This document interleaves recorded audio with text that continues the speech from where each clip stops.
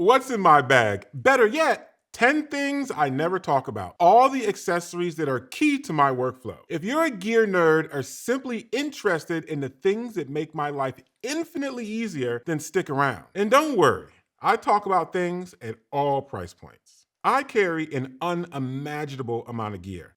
I think the Tenba Roadie 24 is the best roller I've ever used, period. Why? Well, first, this simple strap. I can attach my camera Roadie to my lighting Roadie, put an Apple box on the front, and slide my video kit, this Cinelux bag, over the handle. It's surprisingly easy to roll and easier to pack these small cases versus one monster case that gets super heavy. I've found rollers that are larger and I've found rollers that are smaller, but this size is actually unique to Tenba. Strong enough for me to sit on the back of it when shooting if I don't have an Apple box or a chair. And I even put a small hand-painted backdrop or a light stand in this side pocket.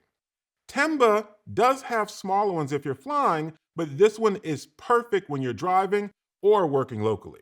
It holds my entire Fuji kit with 3 GFX 100s, 9 to 10 lenses, and all the batteries and needed accessories, with a laptop in the front.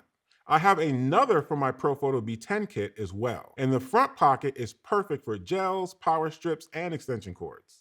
Now for the bag that I can't live without, the Tenba Access V2 16 liter. I fit more in this backpack than you could possibly imagine. I call it the football because after shoot, it carries everything that I need to make sure I can deliver the final files to my client. Let me take you on a quick tour of this bag because you won't believe everything that I fit inside of it. First, I have a Tenba tools pouch that has cords and things like that inside of it.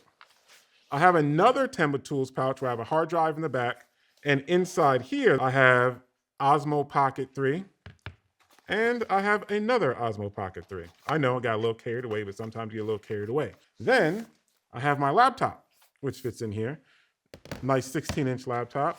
And then I have my little camera case in here in which I have a BTS camera that fits inside here. Either it would be like a Sony FX3 or an R5 and some lenses. Then I go to this pocket, and this is where the bag gets really special for me, is that I need to store stuff like my iPad, Wacom tablet, and the Wacom tablet pen. And if I fold this down, in here I have all my memory card wallets. And there's another pocket that even goes down below that where I can have cables and things like that.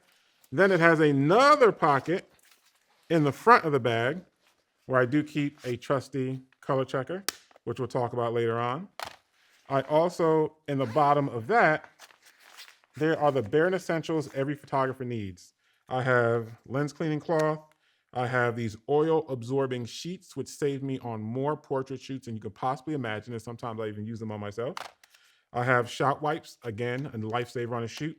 And I have a Tide to Go pen. Again, another huge lifesaver and something everybody should carry with them.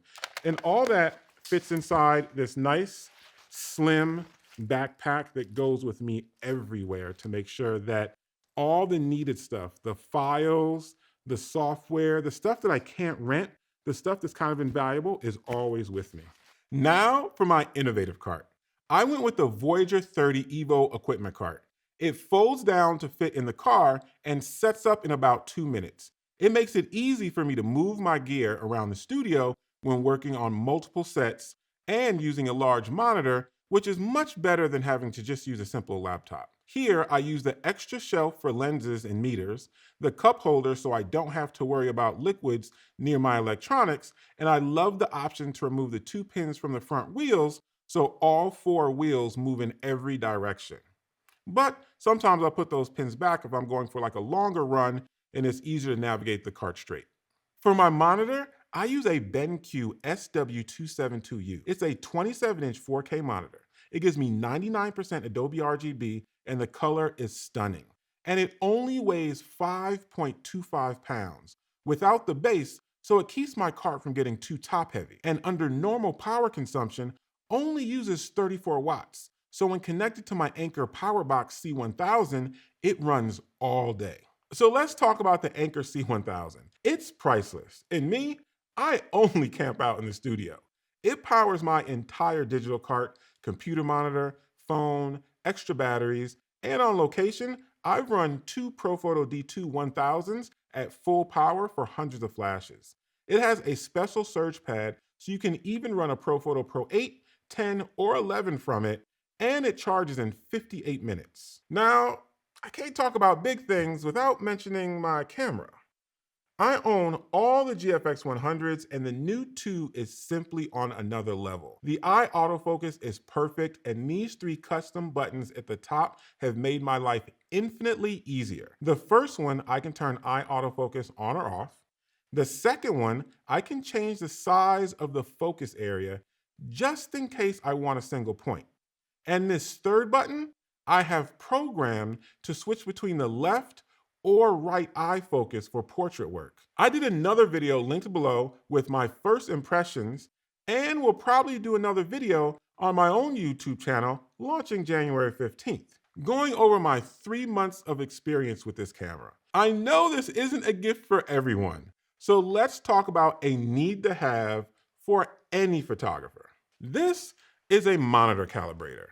The Calibrite Display Plus HL Colorimeter gets accurate color, contrast, and brightness on all my monitors. It is simply invaluable and super easy to use. I have the Calibrite Pro HL linked below as well, which is less expensive and pretty much does the same thing. Also, when it comes to color, Calibrite ColorChecker Passport uses the same color patches that have been around for decades. And as a commercial photographer, getting accurate color is simply invaluable. Now, if you're a photographer and new to learning off-camera flash and you want to learn faster, a light meter is an invaluable tool, especially when using multiple lights. When you start working with a key, a fill, an accent, and a background light, a light meter is a simple way to record what you did so you can repeat it later. Plus, a whole lot of other stuff we will talk about in a future video coming up very shortly. And if you're excited to see that video, throw a light meter no matter what in the comments below. It pairs well with an app, Notability, which I use to catalog as many of my shoots as I can and write down what my light metered at.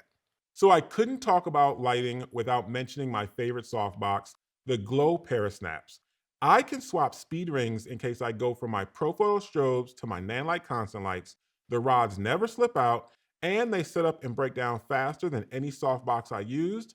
And I'm personally happy with the light quality that I get from them. So check below to see links to a few of my favorite things, because as you know, there are levels to this.